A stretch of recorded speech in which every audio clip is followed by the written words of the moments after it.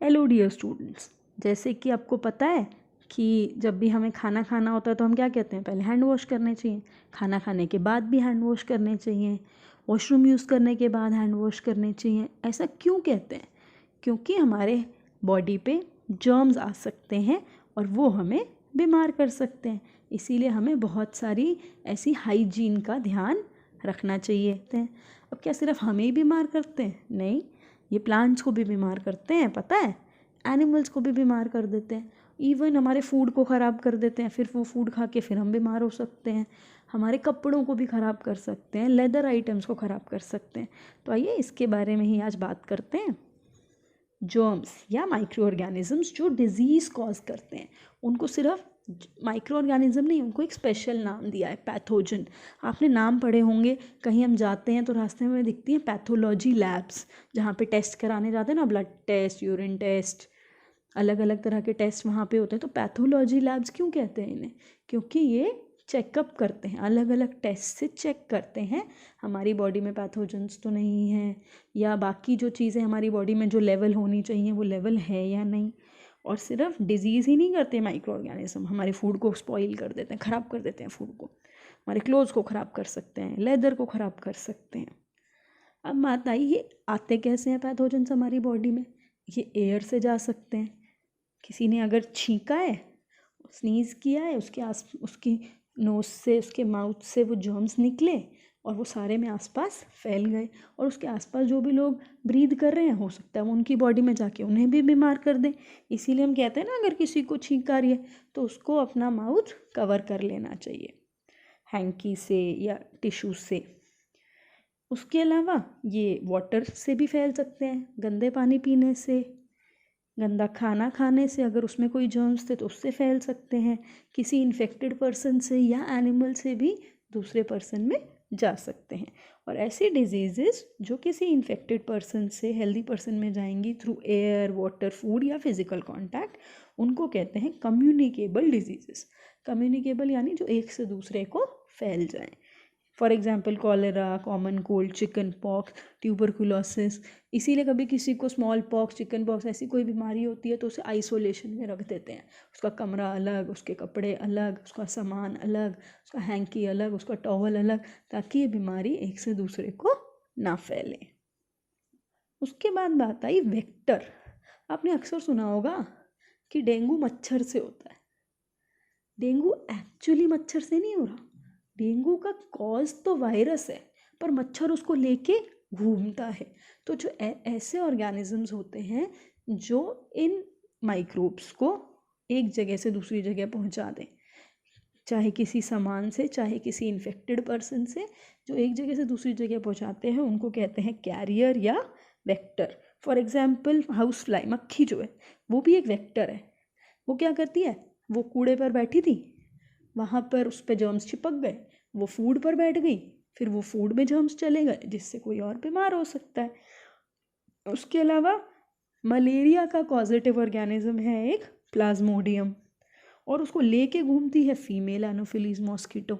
तो female anopheles mosquito से नहीं होता है मलेरिया, वो उसका कैरियर है।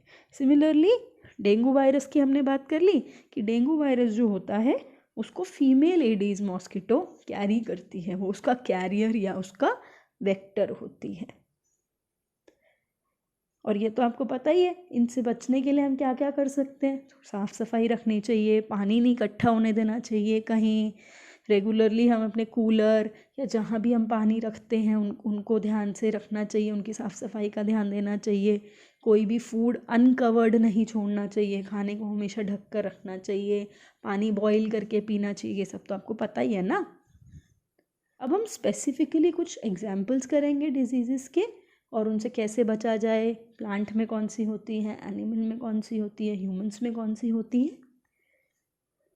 Let's discuss about some diseases in humans और उनके कॉजेटिव ऑर्गेनिज्म क्या है, उस बीमारी से बचा कैसे जा सकता है। तो इसमें पहला है ट्यूबरकुलोसिस, जिसको टीबी भी कहा जाता है। बहुत लोग इसको टीबी समझते हैं। ये है T for tomato, B for ball, TB, ना कि टीवी जो हम देखते हैं। तो टीबी जो है वो बैक्टीरिया से फैलती है। अब ये बैक्टीरिया क्या होता है, अगर किसी को टीबी है, उसने छींका या खांसा तो एयर में फैल गया और किसी और को भी हो सकता है। इसी तरह से मीज़ल्स वायरस से फैलती है, मतलब इसका कॉजेटिव ऑर्गेनिज्म वायरस है और ट्रांसमिट किससे होगी, एयर से फैलेगी दूसरे पर्सन में। चिकन पॉक्स वायरस से होती है, ये एयर से फैल सकता है या कांटेक्ट से, इसीलिए अगर किसी को चिकन पॉक्स है तो उसे टच करने में भी खतरा होता है, दूसरे को भी हो सकता है। पोलियो वायरस से होता है और इसका मोड ऑफ ट्रांसमिशन हो सकता है एयर और वाटर। और इन सभी बीमारियों में क्या ध्यान रखा जाता है, उस पर्सन को आइसोलेशन में रखा जाता है, उसका सामान अलग रखा जाता है और इनकी वैक्सीनेशन भी दी जाती है। पोलियो की ड्रॉप्स पिलाई जाती हैं ताकि ये बीमारी ही ना हो। फिर नेक्स्ट है कॉलेरा और टाइफाइड। ये दोनों बैक्टीरिया से होती है, वाटर या फूड से फैल सकती हैं। इसमें सबसे ज़्यादा ध्यान रखा जाता है पर्सनल हाइजीन का। रोज़ नहाना है, खाना खाने से पहले, खाना खाने के बाद में हैंड वॉश करने हैं, वॉशरूम यूज़ करने के बाद हैंड वॉश करने हैं, साफ़ कपड़े पहनने हैं। इन सब साफ़ सफाई का बहुत ध्यान रखना होता है ताकि ये बीमारी ना हो। हेपेटाइटिस ए वायरस से होती है, वाटर के थ्रू फैल सकती है। इसमें कहा जाता है कि बॉइल्ड ड्रिंकिंग वाटर, या आजकल तो लोग फिल्टर्ड वाटर भी पी लेते हैं या फिर बॉइल करके पी सकते हैं। इसका भी वैक्सीनेशन दिया जाता है time to time. Malaria cause करता है प्रोटोजोआ जिसका नाम है प्लाज्मोडियम, और इसका जो कैरियर है, ये अभी हमने देखा था, इसका कैरियर या वेक्टर है मॉस्किटो। अब इससे बचने के लिए हम क्या कर सकते हैं, एक तो कहीं पानी इकट्ठा नहीं होने देना क्योंकि वही मॉस्किटो का ब्रीडिंग ग्राउंड होता है, तो पानी इकट्ठा नहीं होने देना, साफ़ सफाई का ध्यान रखना है। मॉस्किटो नेट, मच्छरदानी जो होती हैं वो यूज़ कर सकते हैं, मॉस्किटो रेपेलेंट यूज़ कर सकते हैं, इंसेक्टिसाइड स्प्रे कर सकते हैं ताकि मॉस्किटोज़ ग्रो ना हो। कुछ माइक्रो ऑर्गेनिजम्स कैटल यानी हमारे जो काउज बफलोज हैं उनमें भी डिजीज़ कॉज करते हैं। तो एक बैक्टीरिया होता है बैसिलस एंथ्रासिस, वो कॉज करता है एंथ्रैक्स, और इसकी डिस्कवरी जिस साइंटिस्ट ने की थी उनका नाम है रॉबर्ट कोच। इसी तरह से एक वायरस कॉज करता है फुट एंड माउथ डिजीज़, ये भी एनिमल्स में होती है डिजीज़।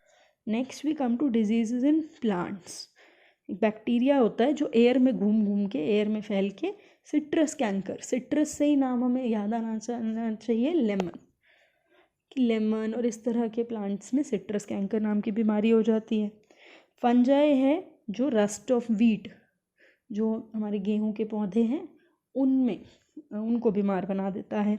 इसी तरह से एक वायरस है जो कि भिंडी को बीमार बना देता है। तो ऐसा ही नहीं कि हम ही बीमार हो रहे हैं सिर्फ, ह्यूमंस और एनिमल्स, ये जर्म्स तो प्लांट्स को भी बीमार कर सकते हैं। नेक्स्ट कम्स जो हम पहले ही बात कर चुके हैं कि बहुत बार ये जो जर्म्स होते हैं हमारे फूड में चले जाते हैं, हमें तो दिख नहीं रहे कि फूड में जर्म्स हैं, हमने सोचा ये फूड तो बहुत अच्छा है, हमने उसको खा लिया और उसकी वजह से हम बीमार हो सकते हैं। कई बार ये इतने टॉक्सिक सब्सटेंस, इतना खतरनाक साबित हो सकते हैं, बिल्कुल विष की तरह, बहुत खतरनाक, कि ये जहरीले भी साबित हो सकते हैं और ये डिज़ीज़ भी कॉज कर सकते हैं। इसीलिए हमें अपने फूड को प्रिजर्व करके रखना चाहिए, फूड कवर करके रखना चाहिए। अगर हम बाहर से कहीं से खाना ले रहे हैं तो हमें ध्यान रखना चाहिए कि वहाँ साफ़ सफाई है या नहीं। Thank you for watching.